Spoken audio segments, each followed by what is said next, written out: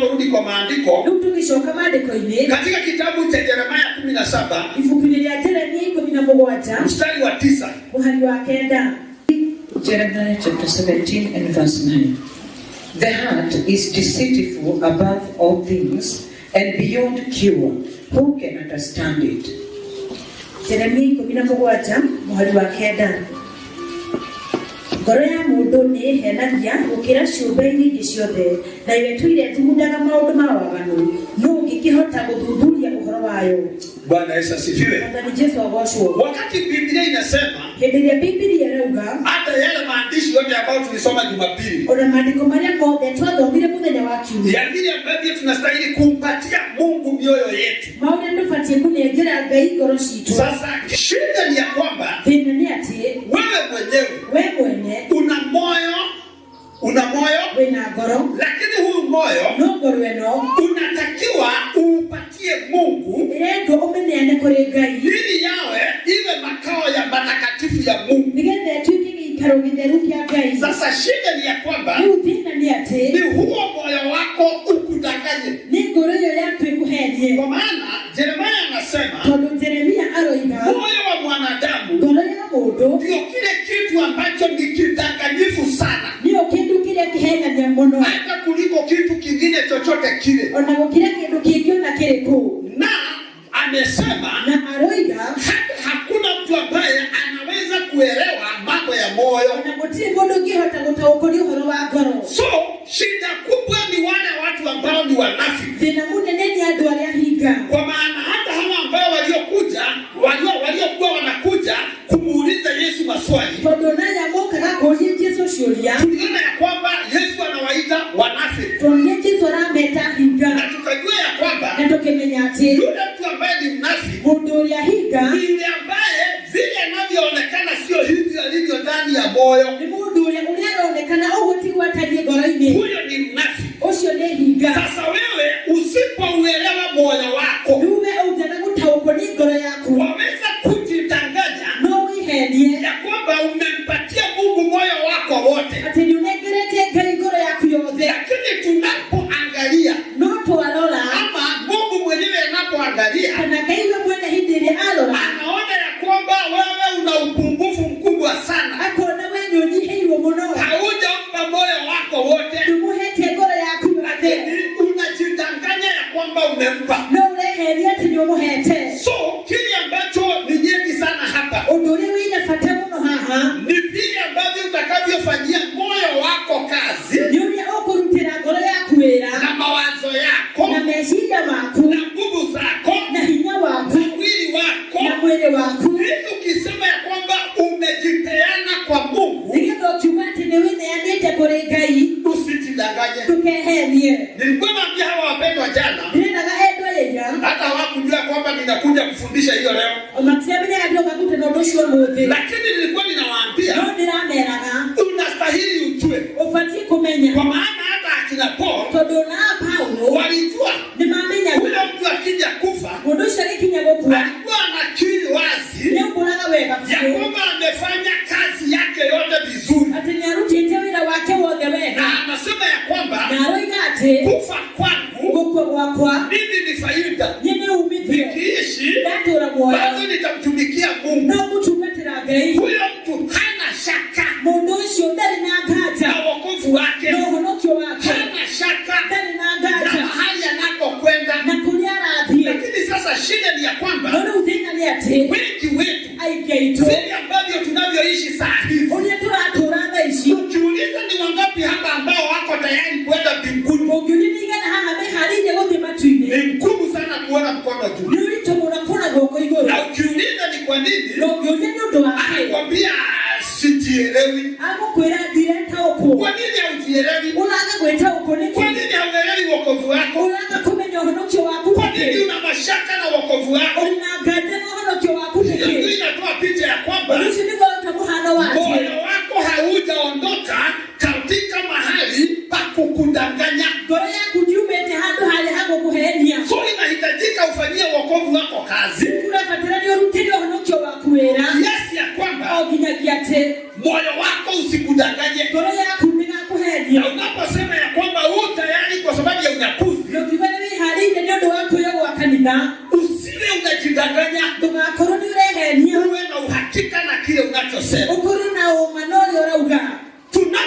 tunapopatia Mungu kilicho chake, hatuwezi kuongea uongo. Lazima tuwe na ukweli. Ukiangalia vizuri na usome, nilijaribu sana kufuatilia kutaka kujua ni kwa nini Kaisari na ni kwa nini serikali ya Kirumi. So nikaja nikaelewa wale ambao walikuwa wanatoa ushuru kwa serikali ya Kaisari, kuna faida ambazo walikuwa wanapata kutoka kwa hiyo serikali.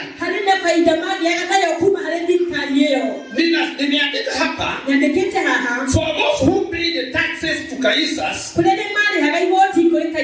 received a lot of services by the secular government, though it was colonial Roman government. Yale thirikari ya ukoloni ya Kiroma. Warumi walikuwa wanatawala mpaka Wayahudi. Na kwa hivyo hao ambao waliokuwa wanatoa ushuru walikuwa wanapata services kutoka kwa hiyo serikali. Kama ni construction of highways, barabara zao zilikuwa zinajengwa vizuri, kwa maana wamelipa taxes. Ikiwa ni mambo na communication services, ile ni zile barua zile za kitambo vile ambavyo zilikuwa zinatumwa. Barua ukituma itafika. Mwenye anatarajiwa apokee barua ataipata. Anapewa hizo services kwa sababu ametoa ushuru kwa Kaisari. Kama ni mambo na civil orders, mipango miaka yake walikuwa wanaipata vizuri. Katika hizo civil orders, iwe ni mambo na security, serikali ya Kirumi walikuwa wanashughulika sana kuhakikisha ya kwamba watu wote wako salama. Unless ni wao wenyewe wanakutesa kwa sababu ya imani, lakini criminals hawakuwa wanaruhusiwa. Waliwalinda sana. Wanalinda wale wote ambao wanalipa ushuru. Kwa hivyo sasa, ikiwa wale waliokuwa wanatoa ushuru kwa serikali ya Kaisari walipewa huduma zao, na je, wale ambao wamempatia Mungu kilicho chake watapata huduma kutoka kwa Mungu kiwango gani?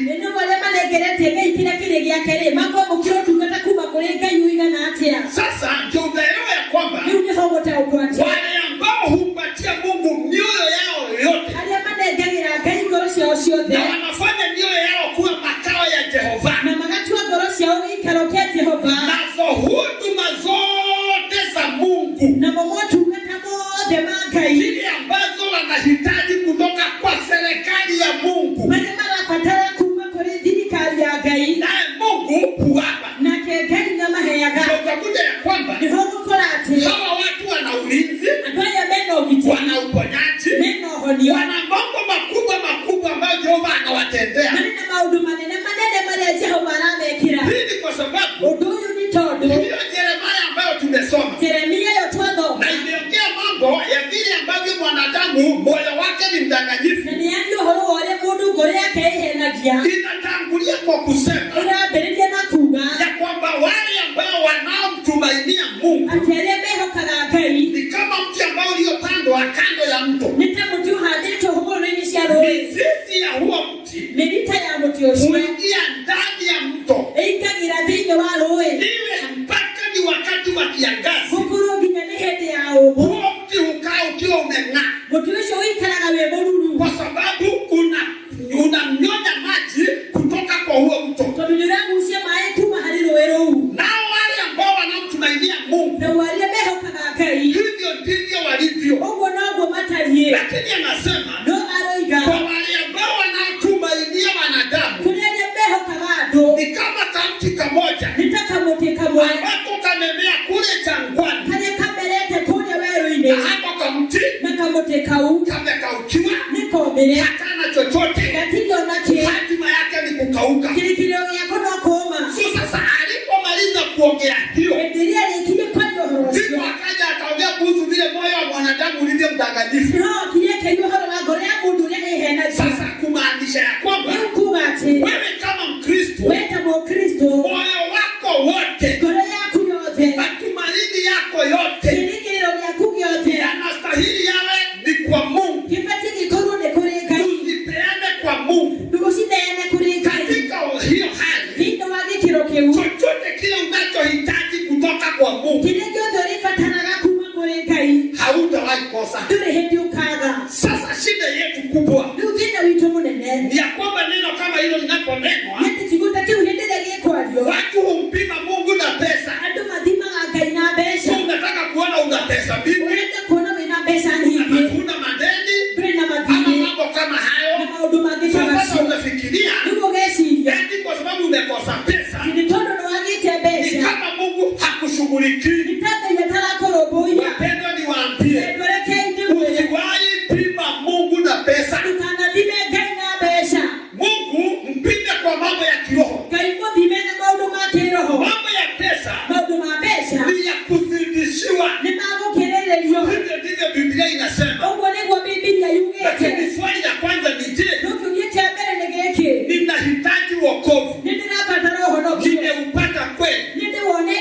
Ninahitaji kukua kiroho?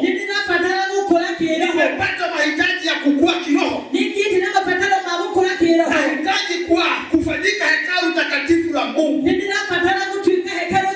Hekalu langu limejengeka kweli? Kwanza pima mambo ya kiroho. Haya mengine Jehova mwenyewe anajua vile ambavyo atakuzidishia. Bwana Yesu asifiwe. Kwa hivyo chunga moyo wako sana. Kwa njia zozote zile moyo wako usiwahi kukudanganya. Na nimeishi kuambia itakuwa shida kubwa. Na hilo lile ombi ambalo mimi huamka kuomba kila asubuhi. Ya kwamba umeishi ukitarajia utajipata mbinguni,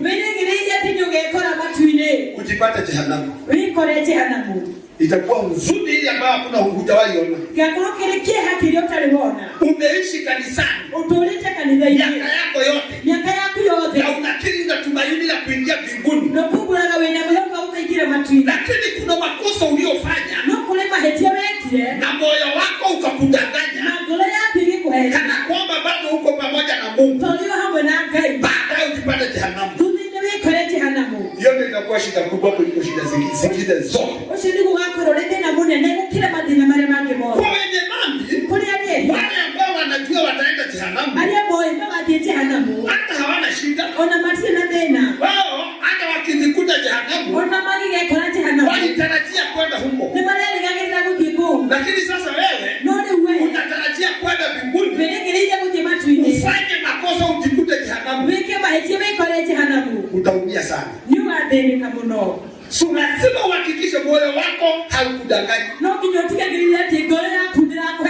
Bwana Yesu asifiwe.